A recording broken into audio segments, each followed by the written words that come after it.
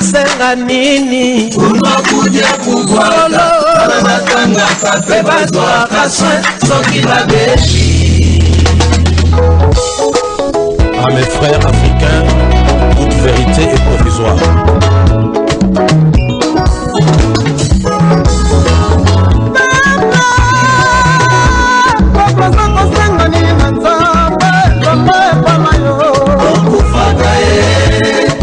Chers téléspectateurs de la RTA, suivez votre émission Droits et nous de l'éducation en droits humains, une présentation de l'ami de vos enfants.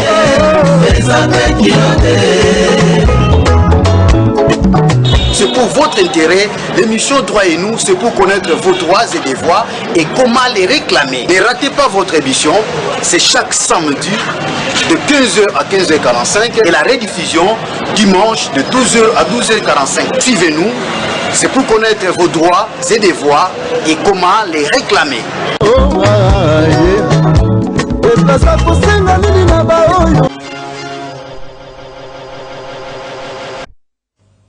Merci Bandeko Batali ya lolaka ya RTA bisika oyo bozwami pe balandi na nzela ya singa, donc na réseau international internet na mokuse na kolandaka émission oyo etel sakabiso maye masengeli pona biso ba devoir, etel sakabiso maye makoki na biso ba droit pe lolenge kani ya ko réclamer yango.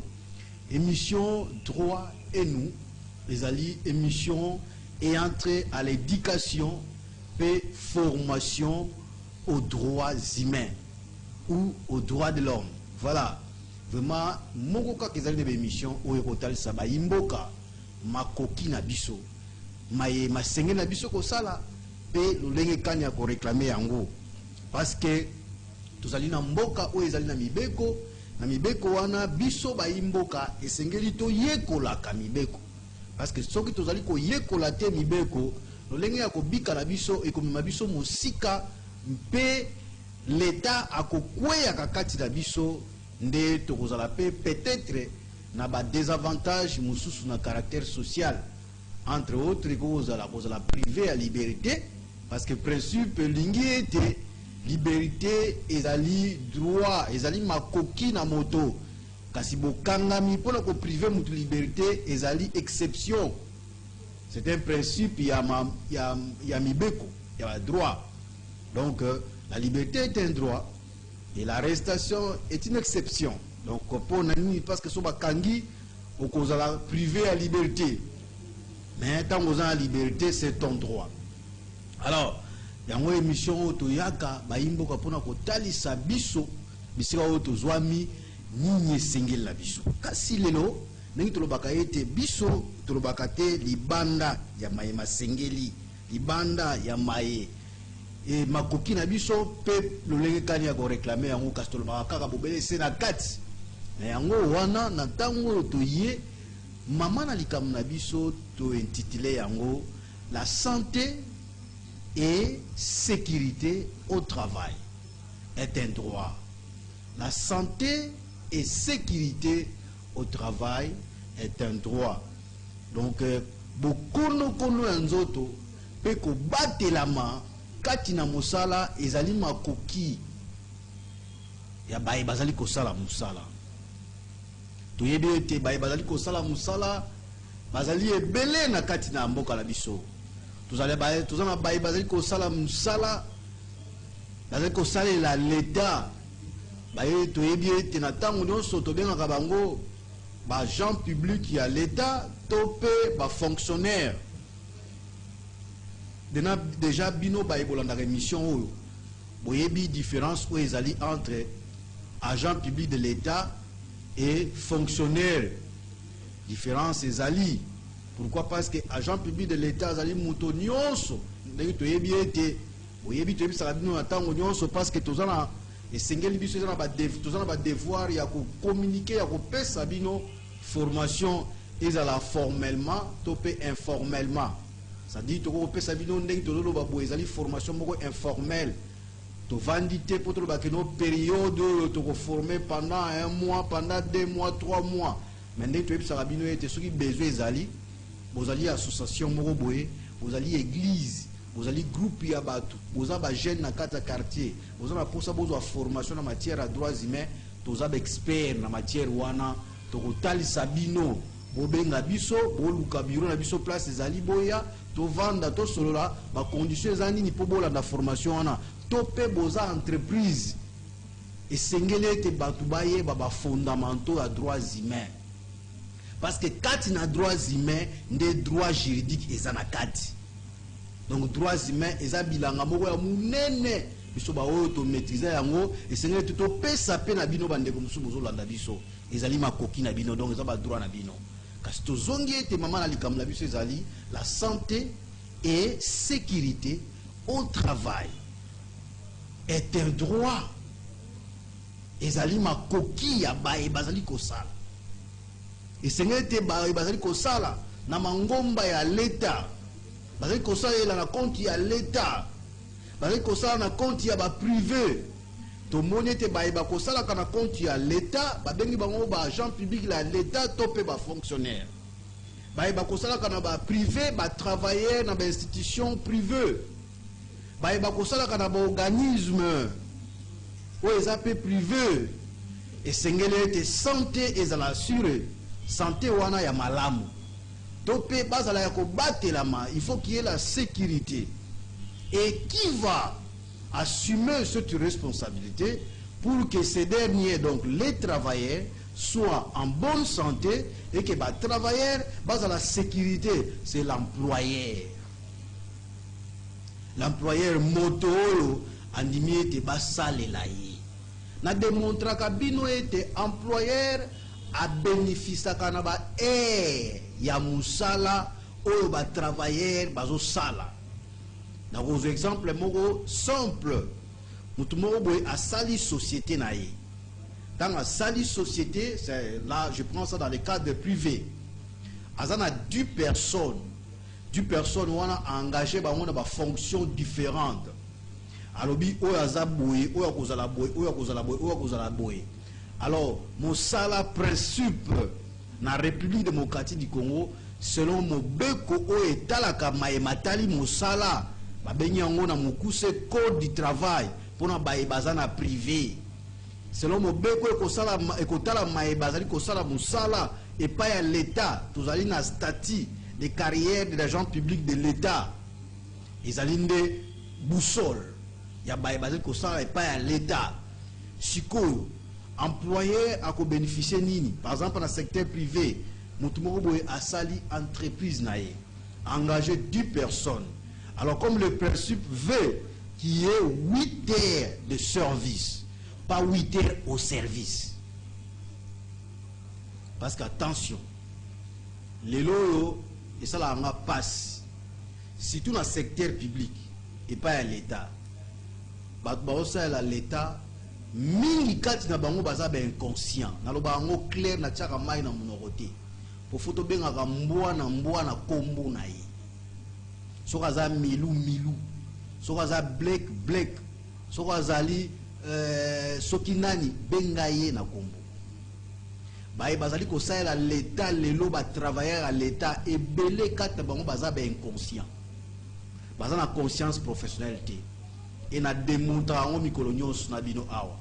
Pourquoi? Parce que batu baza 8 heures au service et non 8 heures de service. Parce qu'on peut comprendre que non na musala nini o muto koya musala 12 heures. Mais dans l'État congolais eza kaka même batu wana oya musala 12 heures dans l'État congolais, aya musala 14 heures azo senga l'État tchai na ba bonne condition. Parfois dans la chimie na comprendre rabinoté na ba classe bosala so ezaka ndenge nini so bozaka ndenge nini na comprendre rabinoté. Quand je vous vois là na mona rabinoka neti bona ba problème et tout. C'est une maladie mentale. Ce sont des gens qui sont malades sur le plan du mental. Parce que le principe du travail veut que la personne soit au service pour 8 heures de service et non 8 heures au service. Auto ça les locaux mogoté pour l'État. Mais ils ont déclaré l'État congolais dans de bonnes conditions. Bon, c'est normal, ce n'est pas de votre faute. C'est normal parce que vous copiez un bateau au Kamamboka. Bon, bah, poste de décision, ce sont la plupart, ce sont des irrégularités, des gens qui sont en irrégularité. La plupart. Donc des choses qui se passent dans Mboga Air Mobota là. Donc n'a pas ça coût tout payer à vivre après le RDC Boye, ça n'a soutien. Parce qu'on nous déçoit. Les gens sont tellement inconscients dans tous les niveaux. Les gens prétendent être chef pour la Moussala retard. Or, un chef, c'est un exemplaire. Je vous ai déjà démontré les termes chef avec les 5 lettres ou les 4 lettres qui les composent, C, H et F, les 4 lettres qui les composent. Donc, quand quelqu'un est chef, c'est d'abord que c'est ce que je fais avec les autorités congolaises. Si on a une réunion, il y a un retard. Ils trouvent ça normal. Et puis, ils sont pas fiers. D'abord, RT, tu ne te respectes pas et puis tu trouves ça normal. Mais l'État, l'employeur, l'État n'est pas un individu. Il faut batouboyer bak. L'État est à son par la tête. Mais l'État a présenté na batou. Aujourd'hui, nous avons le chef de l'État, le président de la République, chef de l'État. C'est le symbole de l'unité nationale.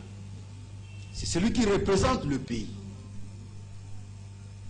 Mais l'État est aussi l'ensemble de ceux qui forment un corps pour gérer les pouvoirs publics. C'est ça l'État. Mais ce qu'on dit bateau, c'est l'État. Bazo ko cha batan na bangote, énergie na bangote pour l'État. C'est-à-dire l'État wana a bénéficié de temps au bateau c'est là. Mouto a 10 employés, bah travailler 10. Comme il y a 8 heures de service et non 8 heures au service. Si cela est respecté, on a 8 multiplié par 10. Cet homme est bénéficiaire de 80 heures de service. Donc si tu es organisé, dans 5 ans, il faut oser la riche.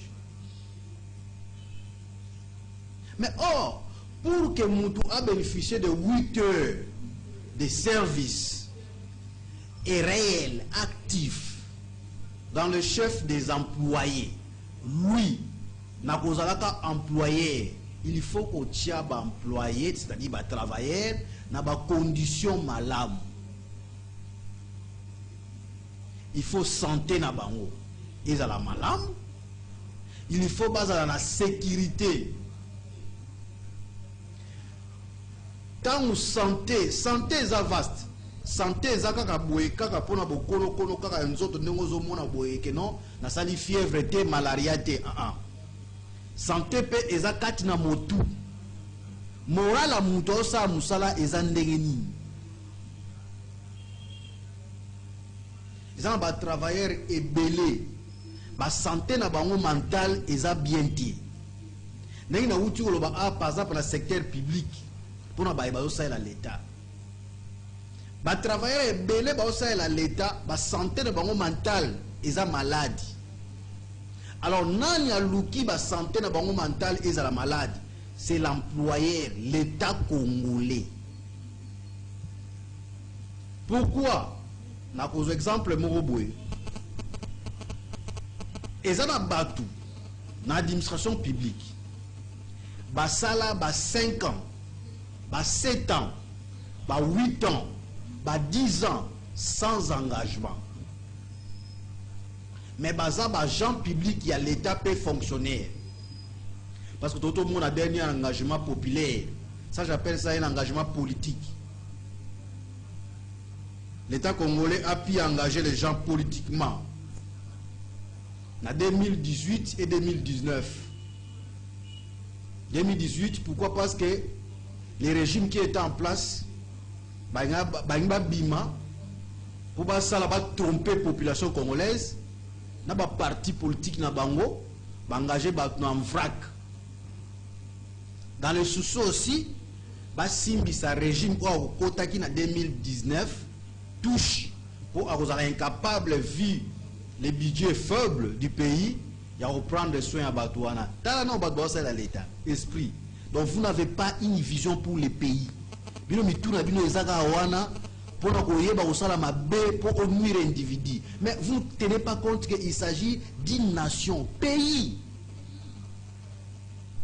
On ne peut pas vouloir servir ou prétendre servir l'État, mais on a un conflit contre individu, on a nuire individu. Il faut que nous soyons clairs sur le pour comprendre ma bête. Je prends un exemple. Le chef de l'État congolais actuel, en place, au pouvoir. Même si toi tu as un problème avec lui, mais c'est le symbole de l'unité nationale. Si on a un problème, c'est un individu. Mais on évite que nous c'est le pays. Si on a un sala et ma bé, pour ma bé, on a influencé dans Mboka. Au moins une place, bino va doser inconscient. Ce n'est pas normal. Ceux qui reprochent, ils allaient reprocher. La qui s'appelle la piste de solution pour la malade. Nana loba ngo mukolo moko te na ovanda liboso ya micro na yeba na koloba ma babilo mobo ezo ko encadrer te na ba norme liboso ya ba bazali ko kamamboka. Ah.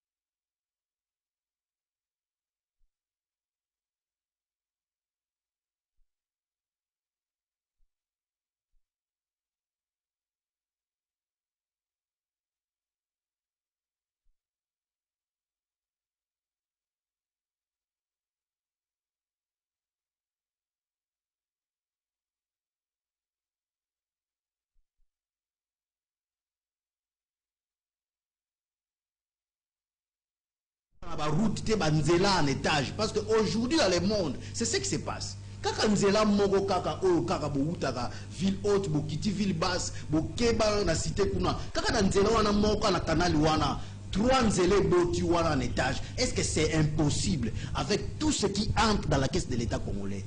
Mais l'argent est délocalisé. L'homme avec un faible revenu salaire, mais cet homme arrive à acheter des maisons de 100 000, 150 000, voire même 200 000 $. Avec quel salaire que tu en as, toi l'autorité locale? Donc on ne peut pas prétendre avoir des gens qui peuvent nous donner les meilleurs. Il n'y en a pas. Ils ne sont pas là. Ils ne sont pas là. Pourquoi?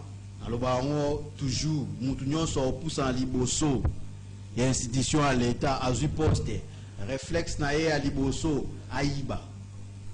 Et comme il n'a pas sauto profité, à Bosanike, à Zanamboka, na République démocratique du Congo, où la progéniture est allée. Même si on a beauté, mais moi, moi, voisin, c'est mon fils. Lobby na bango ezandengeni. Est-ce que vous raisonnez ou pas? Bino baibo kamamboka. Nga kenda musika te. Balobi afo longole loko na epoti muninga tala non ne lisu na yo. Ezate afo longole epoti na lisu muninga. Tala non na lisu na yo ezate. On ne peut pas directement parler de la RDC tout entière, mais on doit parler de chez nous. Province ya Congo central. Félicitations, coup de chapeau. Cela me flatte, cette franche collaboration entre l'organe délibérant et l'exécutif provincial. Je suis vraiment tout à fait d'accord parce que nous avons eu à passer des moments difficiles. Mais je vous demande, ceux qui sont là comme gestionnaires, je vous demande de travailler pour la province du Congo central. Il ne faut pas vous distraire avec ce Kinshasa là. Nous connaissons tout ce qui se passe à Kinshasa. Kinshasa est là bien formé pour nuire les provinces. Je le dis clair. Des désordres qui se passent dans des provinces, c'est provoqué par Kinshasa. Et population, vous devez veiller. Les gens jeûnent, mais il y a à boire et à manger.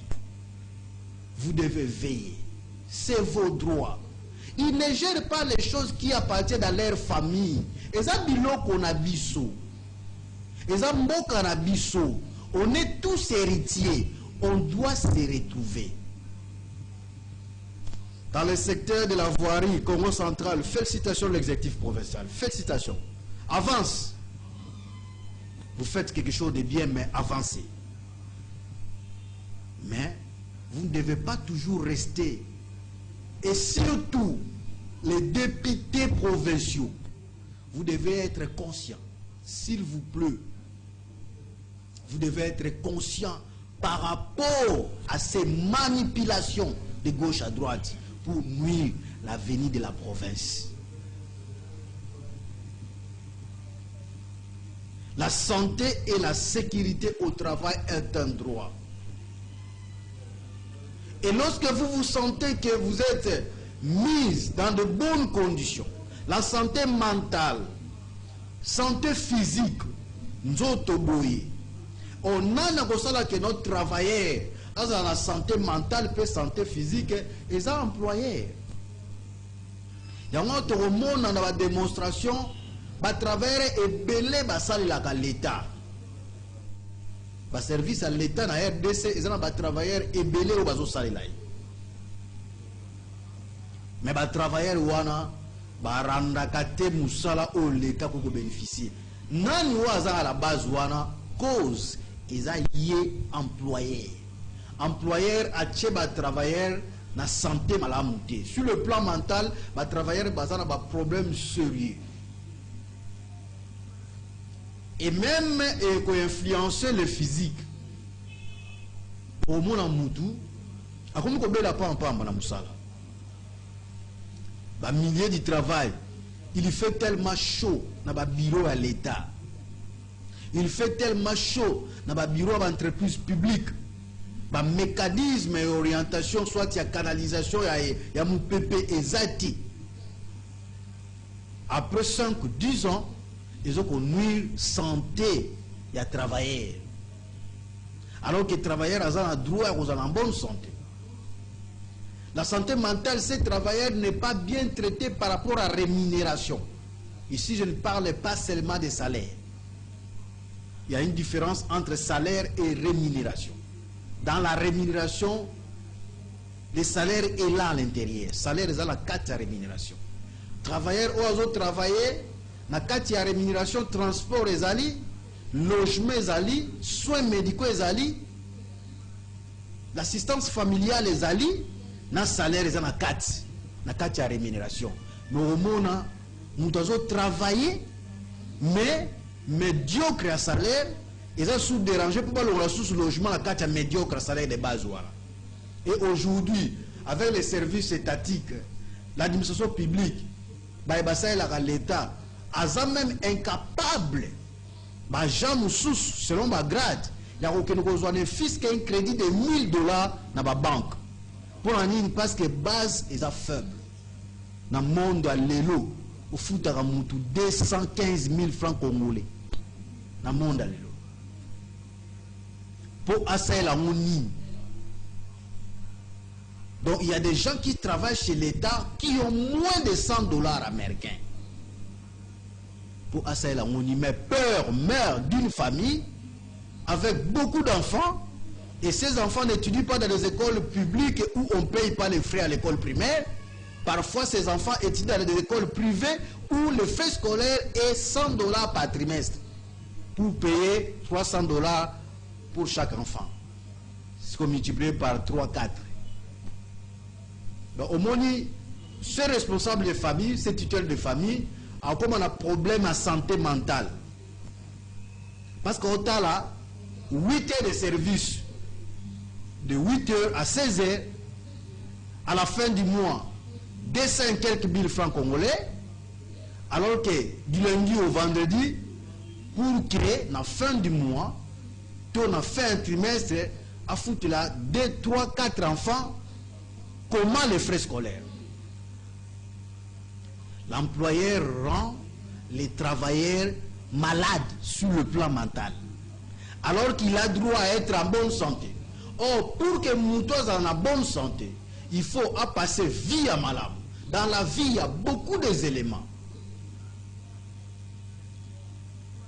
Il faut qu'il mange bien. Il faut vivre un environnement sain et propice. Il faut avoir des conditions malades. Mais ce n'est pas ça les réalités en RDC. Parfois, on voit ceux qui travaillent, plaire ni chacun plus que les autres travaillent. Dans un pays pareil, pourquoi vous ne voulez pas de l'insécurité? Je ne dis pas que j'appuie l'insécurité, non. Je n'ai pas dit ça. Mais je vous pose la question à une analyse. Dans un pays pareil, où les pauvres sont nombreux, à cause de l'équipidité de ceux qui gèrent, pourquoi vous ne voulez pas l'insécurité? C'est-à-dire, nous serons toujours face à l'insécurité. La santé et la sécurité au travail est un droit pour les travailleurs. Les sécuriser, mettez les travailleurs dans les bonnes conditions, à l'abri du mal, qui ne soient pas exposés. Les travailleurs basent à l'exposé. Les noms sont tournent à l'ouf. Je vous dis, chère autorité provinciale, je vous dis, cher peuple congolais, l'ouf c'est l'anarchie. Je vous dis la vérité, je sais ce que j'ai dit. L'ouf c'est un monde à part. Tous ces services de l'État qui sont installés là-bas aux frontières, l'ouf vit comme ils veulent. Ils peuvent faire tout ce qu'ils veulent. Je connais ce que j'ai dit. Et un bon nombre de nos autorités savent ce que j'ai dit. Et bénéficient derrière ça. L'anarchie. Ça va mal, hein? Ça va mal. Ça va vraiment, en tout cas, ils ont mabé. Ils ont qu'une mabé. Vivre boyété. Le pays est réglementé. Nous vivons dans un état de droit. On doit réellement vivre le véritable état de droit. Tout se font à l'ouf. Et pas seulement l'ouf. Nous venons même ici à Matadi. Ça se passe tout. Ça se passe tout. Et vous le savez ce que j'ai dit.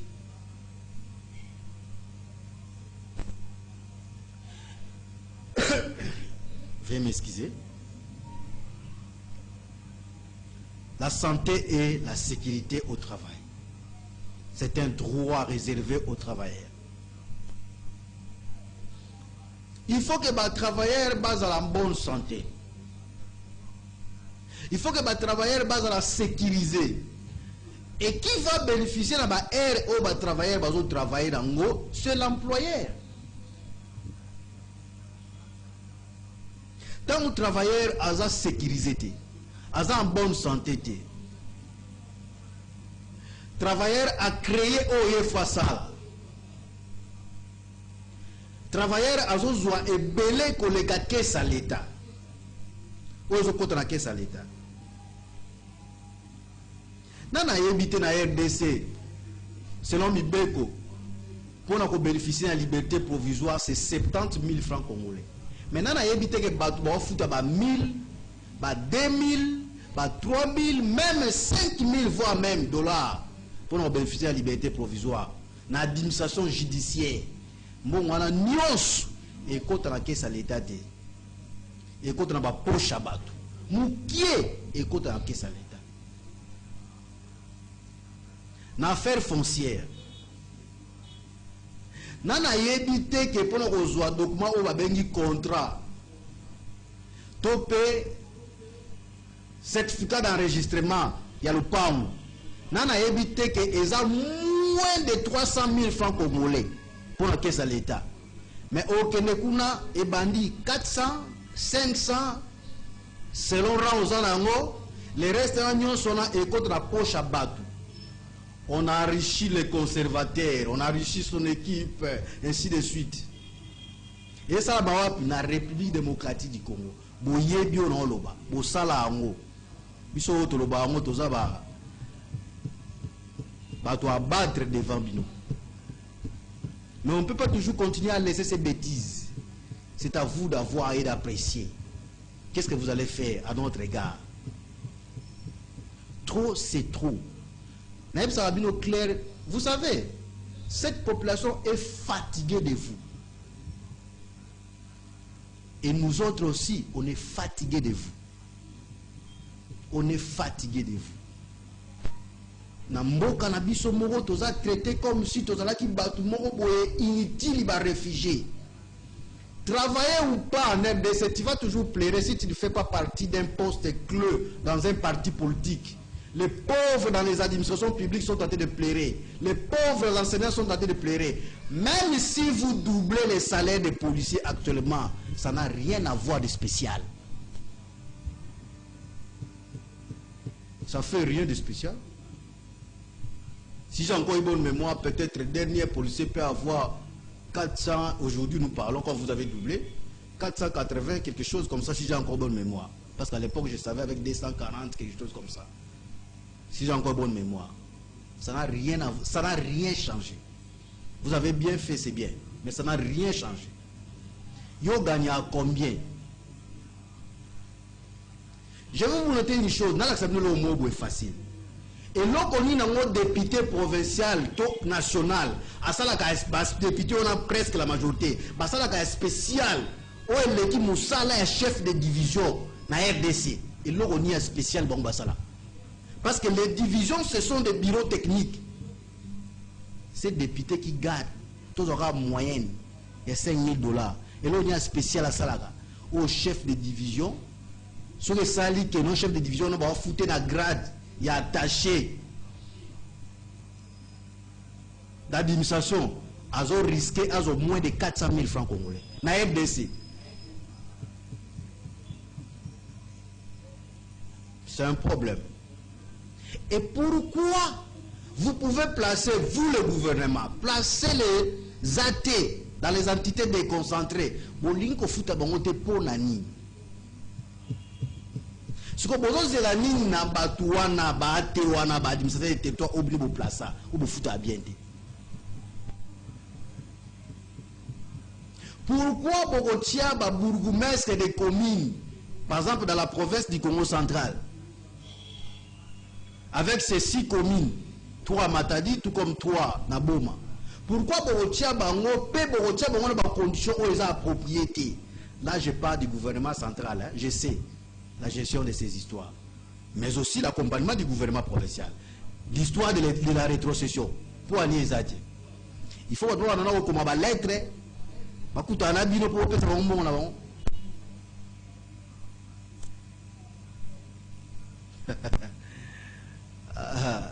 Non. Vous savez, moi je vous dis, moi je suis congolais, je suis citoyen congolais. Moi je suis appelé avec mon expertise de pouvoir parler pour les comptes et au nom des opprimés et ceux qui n'arrivent pas à parler. Donc on a le bas, mais avec du respect, et j'ai le devoir de respecter les gens. Mais je vous dirai toujours la vérité. Et je sais que ça vous blesse. Et c'est comme ça, ça c'est bien. Ça c'est bien. La santé et la sécurité au travail. L'employeur a bengami à sécuriser les travailleurs.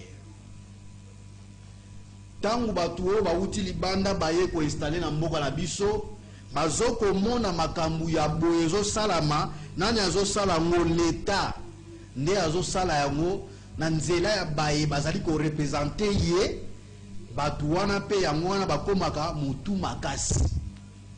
Yango wana bandeko la biso o bazali ko sala na entreprise privée. Oh ya batu bauti libanda ya mboka bazali ko sibir nyonso bazoko sibir batu wana ba patron wana bauti libanda mboka bazoko kopie yango na kati ya mboka. Pour nini yo lingo traiter conséquences obosani ke cause ya conséquences wana eza nana ngwa yebiso so mwana odima miyoyi nazolo nde foko chaka eka kisa miyo nazolo qui t'a dit que ça mama miyo nazolo kaka foyeba qu'est-ce qui est en train d'être dérangé na kati miyo nazolo les ba symptômes. Comment on peut trouver batou au bazo sala na hôpital?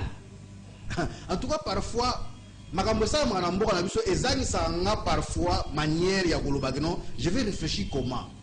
Mutu azo sala na hôpital aza corps médical, aza corps soignant, mais mutu wana soko abeli pour azo traitement nyos na hôpital wana c'est un problème.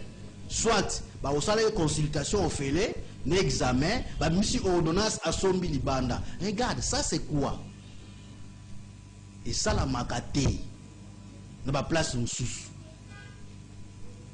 Nous devons la sécuriser kakawana. Il faut avoir traitement nyos wana. Famille nae, bana, mobali, mwasi, kakawana. Même ba obaza na première position, kakawana. Pour mutwana zo sala musala pour na société. Topé entreprise wana public. Le lot va passer à l'État, même à Beli. Ah, ok, what? À la place au Kenya, c'est là moi 200 000 na yo quelque chose wakana, moi 300 000 na yo wakana, ya mono kanaka pour foutre la rapé soins médicaux. En tout cas, beaucoup m'abattu s'il vous plaît. Bino ba ebo gérer. Bon mambo que ça binoté. Bon wana eza po botia ba condition à malamu. Beaucoup li kondi ya mboka na biso lobiete, il faut to kabola. Biloko ya mboka ndengi moko. Biso nyonso toza na droit ya ko s'enrichir na ba bien ya Congo. Na mboka na mbongo ya Congo. Eza te catégorie ya bato. Et après tout, biso msuso kutu, botanga peu plus que bisoté. Botanga peu plus que bisoté. Vous n'êtes pas aussi plus intelligente que nous. Non. On a aussi des capacités plus que vous peut-être. Mais talandegi bosala. Pour une parti politique songolo pakala, oye, balakiso petendeni à gérer entité. Ou comme que gérer entité nengi yo lingi. Obimisa mbo pour ofuta batu. Il faut pas qu'on supplier yo messieurs, madame. Pour futa batu. Il faut qu'on supplier yo mongo ezaya yo.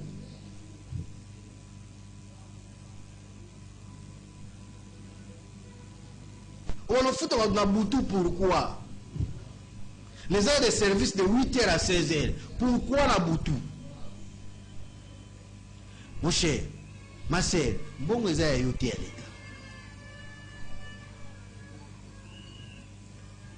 Donc, les travailleurs congolais ont droit à la santé et à la sécurité. La Constitution de la République démocratique du Congo du 18 février 2006 stipule dans son article 52. Les Congolais ont droit à la sécurité ici, à l'interne, tout comme à l'extérieur. La place je ne suis pas comme les autres après avoir géré au Yibimbo, il y a l'État ou comme il rebelle. Ou induire l'État en erreur ou comme il rebelle. Je ne suis pas comme ces gens-là. Moi, c'est le micro. On doit vous dire des vérités. Vous gérez mal notre pays. Un bon nombre d'entre vous. Je n'ai pas dit que tout le monde gère mal.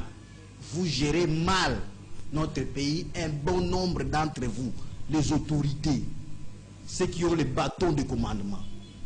Il faut revoir. Et les conséquences sont néfastes. Vous pouvez nous dire non, aimons notre pays, on a un ennemi commun, Oui, je suis tout à fait d'accord avec vous. Et l'interne, Nakati. Babylone Soutolo Bango Nakati. À l'interne. Vous avez même injustice, l'extérieur. Vous prenez même aujourd'hui les SMIC est respecté. C'est faux, c'est du mensonge. Vous avez confirmé même Liban Mboka que les SMIC est respecté. Où? Parce que si le SMIC est respecté, le premier palier, c'est 5 $. 14 500 francs congolais. Premier palier à SMIC. Soit 14 500 francs congolais multiplié par nombre de jours à Moussala. Normalement, il faut salaire à souk en RDC. Selon ma grade. Salaire à souk en RDC. Il faut être à 377 000 francs congolais. Mais mon souk en RDC a moins de 220 000 francs congolais. Si j'ai encore bonne mémoire. Après, Bobimi Libanda, ça va discours. Ça, je parle du gouvernement central. Vous savez, le discours dans Libanda, dans OIT, les SMIG respectés en République démocratique. Vous n'avez pas de sonité. Quand vous parlez français, bien, avec les mensonges, vous avez en sonité. Donc, chez vous, vous voulez nous prendre, ou vous apprenez les autres, pas moi. Vous voulez prendre aux autres, faire la politique en RDC, il faut être un menteur. Quand tu vois rouge, on t'impose de dire noir, tu dis noir. Et si tu ne le fais pas, on va te tuer. C'est comme ça que vous êtes. Ah, voilà, ça c'est un sérieux problème. La santé et la sécurité au travail. Oh, pour que nous soyons salama. Quand nous soyons plutôt que salama, travailleur à rendre un bon travail auprès de son employé. Et employeur vous allez bénéficieux. Il y a bazer nyons, il y a activisme, il y a employé au asali. Na mukolo, topé na moi. C'est pourquoi il y a des gens qui font 8 heures au service. Et il y a des gens qui viennent au service à 12 heures. À un service à 12 heures, à la présence a commis 8 heures. Un frère, membre d'une église, à un service 12 heures, 10 heures, à 6 000 téléphones, à banni la WhatsApp, Facebook. Ça, je parle de la fonction publique. Hein. Je sais ce que je dis. À 6 000 téléphones, 14 heures, à Zongindaou. À Outiboussala. À la fin du mois, à un message continue. Un téléphone, à la banque, à salaire. Comme beaucoup de mécanisation. Je ne sais pas quand vous parlez par certains Français, qu'est-ce que vous comprenez? Beaucoup de mécanisation, comme mécaniser bino na ba COP. Et comme ba COP. Le monde de vie en RDC, il faut vivre dans les mal. Sans un malamboué, quelqu'un à battre.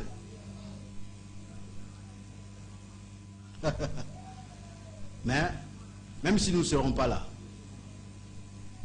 les Congolais conscients ne laisseront pas ces pays comme ça. C'est pourquoi je soutiens les chefs de l'État. Je sens,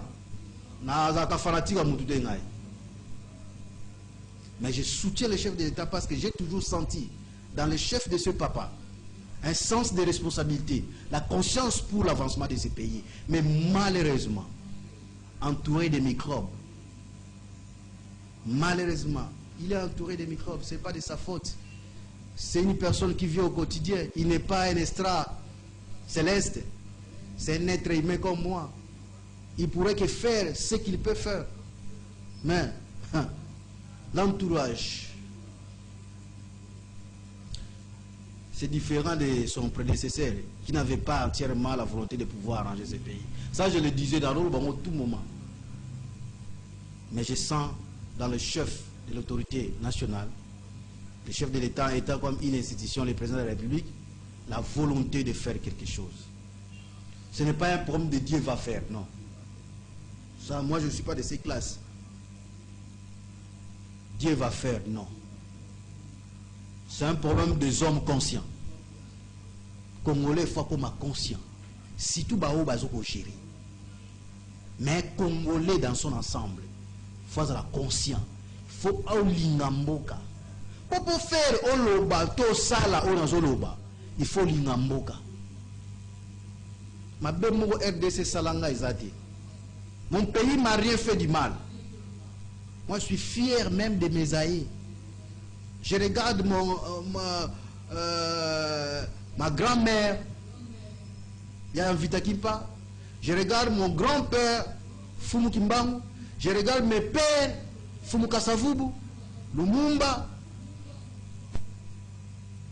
souci, Yamboka. Ils m'ont rien fait du mal. Non, non, je ne peux pas cracher dans les nez de ces gens. Non, ils m'ont rien fait du mal. Mais moi, aujourd'hui, entouré des inconscients pour la gestion de la chose publique, et ça influence même le privé. C'est pourquoi la santé et la sécurité au travail ne sont pas garanties en qualité d'un droit. Et ça, on garantit, hein? Merci, comme c'est le temps, on n'a pas de choix. On avance pour qu'on chite. L'émission n'a pas de choix. Bandeko ba imboka, émission droit et nous. Ils ont tali sabiso. Ma coquine na biso. Ma sengeli pour na biso. Pe le lenge kanya ko réclamer yango. Vie auto vivre na Congo, eza vie na biso ti. Ba imposer biso vie. Et pas ba bazo gérer. Même si on dit na leloté. Même parce que les Congolais, besoin d'un système qui a félicité Batou, qu'on peut se battre honneur sont à Koufi. Les Moutane Mouanansem le disaient à tout moment. L'injustice sociale, personne l'a soutenu. Dans la Koufi, Batou c'est pas raison. Ah non, Mouta, quand tu avais raison, tu vois, des lâches. Des lâches. Un peuple dans une société ne peut pas vivre comme ça. Il faut qu'on réclame droit na yo. On ne peut pas continuer au Botami, au Tangi classe, au Silici, au Botami, au Koli, parce que ça ne veut pas dire que pour nous bénéficier d'un droit au Congo, il faut avoir un intellectuel. C'est faux. Tout le monde, ce qu'on suit ma coquille au Tangi classe, mais il peut apprendre un métier et il sera utile pour la société. Bon, ma besoin d'une petite intelligence artificielle, virtuelle, bah français, belé. Mais aux autres, apporter et l'autre côté d'Amboka. La santé et la sécurité au travail est un droit dans les chefs des travailleurs. Votre mission a bien commencé et nous sommes dans l'obligation aussi de chuter convenablement. Nous disons tout simplement merci. Il y a des gens qui ont ciment, il y a des caméras. Pour nous sunga biso pour toyeba ko landa ma partout. O bandeko ba imboka Congo bazokola ka biso. Biso to kotika te ko loba pona mboka na biso. Tozo na poste à changement. Tozo ko envier ba poste té. Tozo na poste à changement. Mutu yo place aza asala apport na yi. Ko bonga ya mboka ezali kambo mutu moko te. Le chef de l'État n'est pas un omniprésent, omnipotent. C'est un être humain qui vit au quotidien. Tant que vous êtes gouverneur, chef de l'État, l'entité. Tant que vous êtes maire de la ville, chef de l'État, bourgmestre, chef de l'État, administrateur territoire, chef de l'État, l'entité, vous êtes représenté. Ça là, vous êtes sala. Agent public à l'État, que nous avons apporté, vous êtes auxiliaire, vous êtes responsable de la place où vous êtes. Tu éviter makamoko sala mabe pour l'intérêt à mboka. Et l'employeur, tu es dans l'obligation de base à la bonne santé, de base à la sécuriser pour que ça musala ndenge segeli. Mboko mbomuna batu bazana 4 entreprises moko, bazana service moko, ndambu bako futama, ndambu bazo futama te. Eza normalité. Maintenant, on sait l'État congolais a se justifié. Les moyens sont mais bien bon à l'État. Voilà, merci grandement cette équipe qui était derrière les caméras. Maintenant, des sous-mini, dans la régie, la régie d'antenne, et na kati ya table la biso to monete ingénieur Fabrice Mbakidi ou a facilité biso tâche pour to kota partout. Ma mère la biso ezali wana na se abetano la bino besoin remarque suggestion question tout na biso na ma mère wana surtout to yambara mutu nyonso pe to yoka conseil à mutu nyonso. Voilà émission na bino ekomi na suka soki nzamba permettre biso surtout za na bomoy to mona poso ezali koya. Bolani malamu ya lolaka na bino ya RTA. Pe ba obaze kuna biso na singa. Anzela internet bolani malamu. Merci beaucoup. Que demande le peuple? Raia analomba nini? Peuple azosenga nini? Unokuja kubwaka bana batangaka pe bazwaka soin soki babeshi. À mes frères africains, toute vérité est provisoire.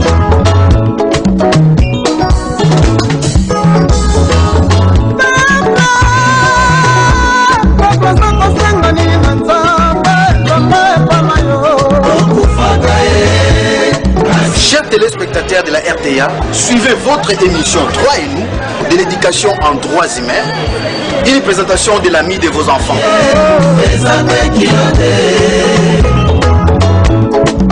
C'est pour votre intérêt, l'émission Droit et nous, c'est pour connaître vos droits et devoirs et comment les réclamer. Ne ratez pas votre émission, c'est chaque samedi de 15h à 15h45 et la rediffusion dimanche de 12h à 12h45. Suivez-nous, c'est pour connaître vos droits et devoirs et comment les réclamer. Oh,